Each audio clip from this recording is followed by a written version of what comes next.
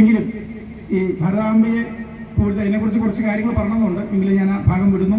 ഞാൻ ആ ഗീതം ചൊല്ലിക്കൊണ്ട് നമുക്ക് അവസാനിപ്പിക്കാം. എന്നെ ക്ഷണിച്ചതിലുള്ള നന്ദി ഒരിക്കൽ കൂടി ഞാൻ അറിയിക്കുന്നു.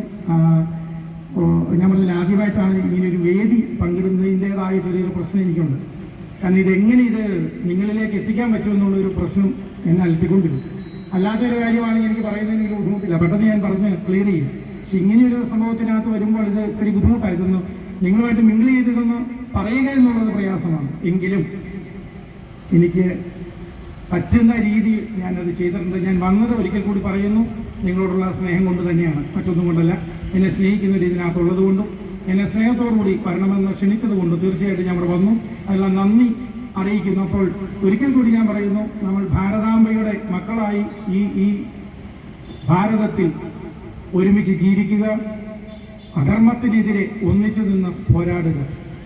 പരമപവിത്രമതാമീ മണ്ണിൽ ഭാരതാംബയെ പൂജിക്കാൻ പുണ്യവാഹിനി സേജനമേൽക്കും പൂങ്കാവനങ്ങളുണ്ടിവിടെ, പൂങ്കാവനങ്ങളുണ്ടിവിടെ.